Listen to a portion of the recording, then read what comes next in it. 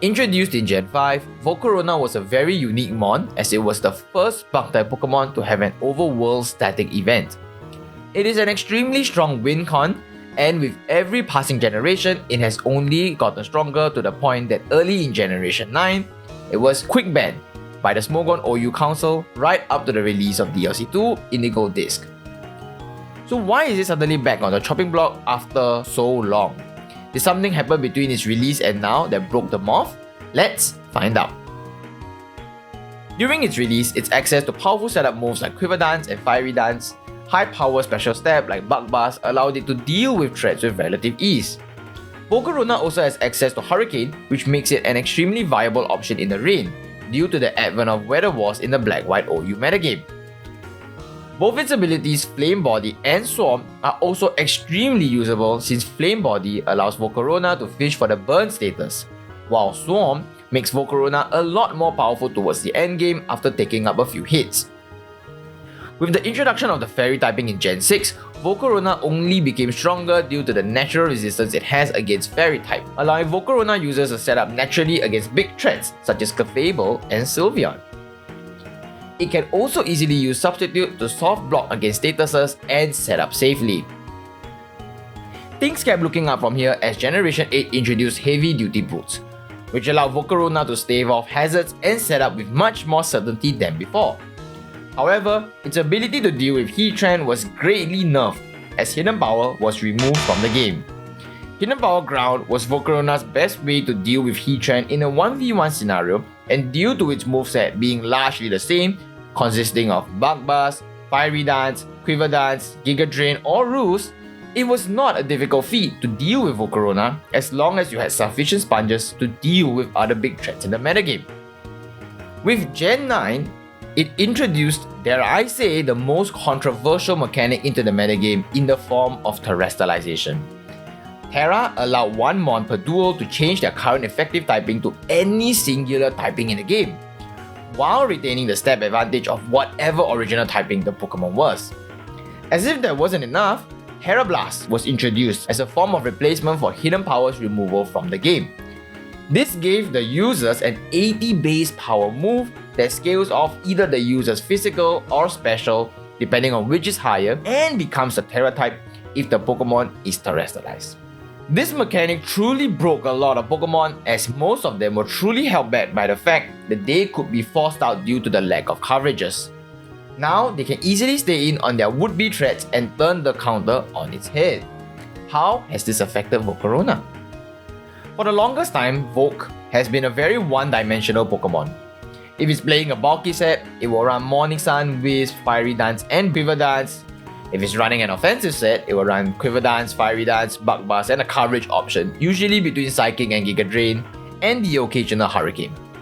Both variations of this set could easily be walled by the likes of Heatran and Toxapex, since the former just walls every move while the latter can negate Volcarona's progress via haste and stall it. With Tera, that completely changes.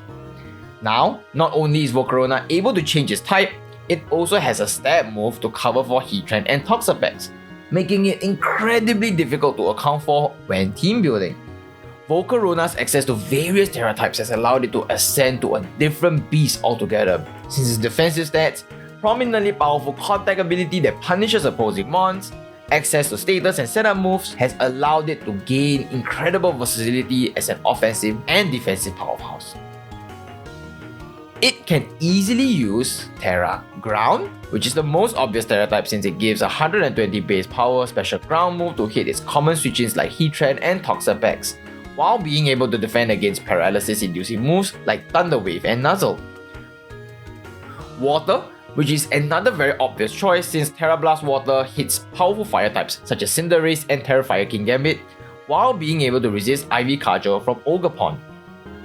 Fairy, a powerful defensive option in the current metagame which gives it immunity against dragons while being able to set up on them while they get forced out.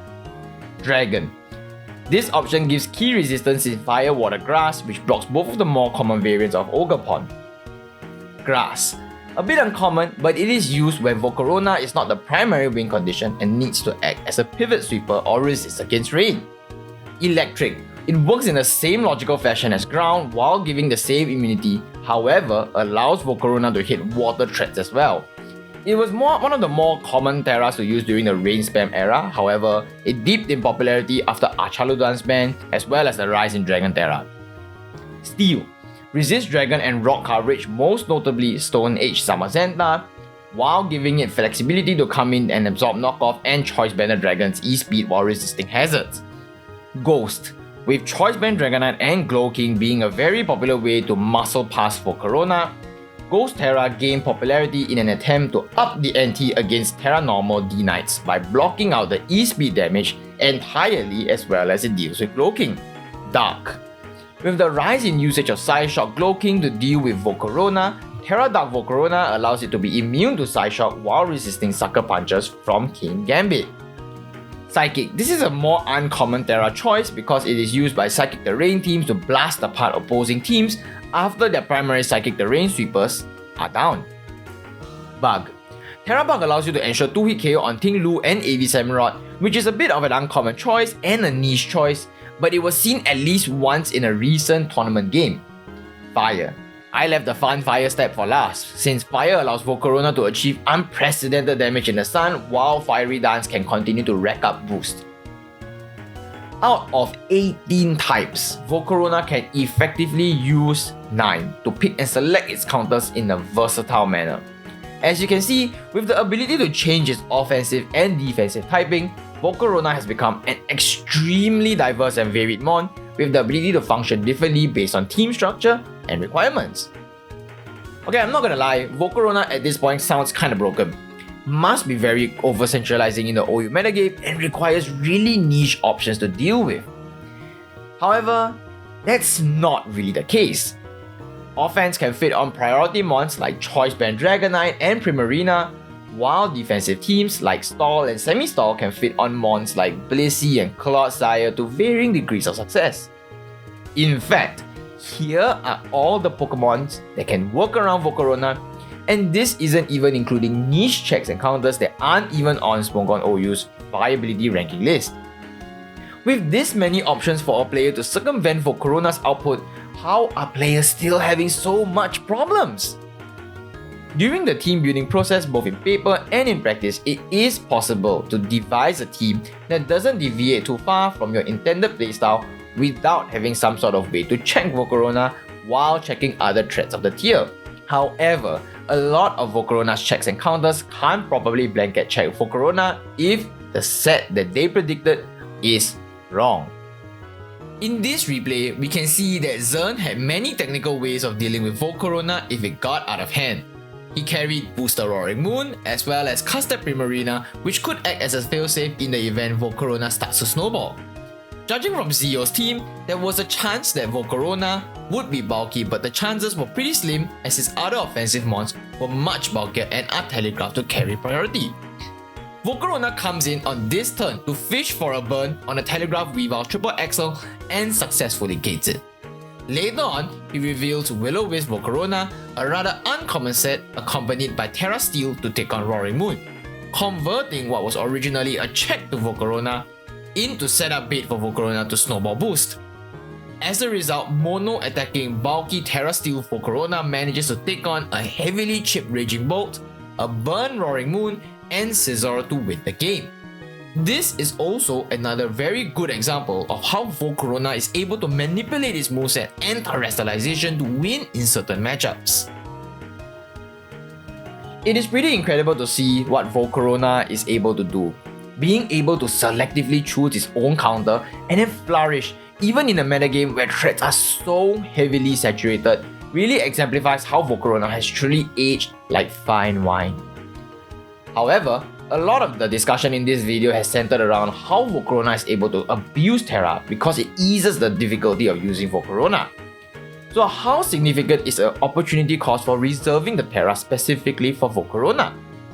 On hyper-offense structures, the use of Tera is often relegated to the win con with the largest ability to clean up game states or used on hazard setters to turn them into anti-spinners. This means Volcarona's roles on such structures are often used to either weaken opposing structures so that other heavily offensive mons such as Iron Valiant, Specs Pulp, Raging Bolt, etc. can easily clean up the opposing team. However, in the event where Volcarona was not opted as the Tera user, Tera Blast on Volcarona is a very wasted slot, further highlighting Volcarona's 4-move slot syndrome and potentially sabotaging your own team structure. Even without Tera, Volc's ability to snowball after boost are not diminished at all, and as a result, there is not much opportunity cost when it comes to using Tera on Volcarona. What about balance structures? Tera is often used in a responsive fashion for balanced players, usually in an attempt to suppress opposing threats and ensure that the team's defensive core does not get too heavily weakened before the offensive core can crack up the opposing team. Here is where Volcarona truly shines in my opinion, as its ability to ignore hazards due to heavy duty boots allows balanced players to use Volcarona to bait in certain threats only to cripple them for their own suite. On top of that, common mons that are used in balance structures such as Cloaking and Gliscors do not use their Teras often, as their original typing suits their role much better than Pure. As a result, there is some degree of opportunity cost when using Tera on Volc. However, it is usually offset by the pure amount of utility it brings to the balanced player. On stall and semi-stall structures, Tera is used to make walls much more efficient at doing their jobs. For example, a rock-typing Garganacle is not as good at stacking up iron defense and spreading Salt Cure when compared to a water or a fairy type depending on the team structure. This results in a competing situation where a defensive Volcarona may not be able to operate as effectively as they like if they had to delegate their Tera to another Stormborn for the team to wall properly. As such, there is a very significant opportunity cost when using Tera on Volcarona in such stall structures. So, what does that mean for Volcarona?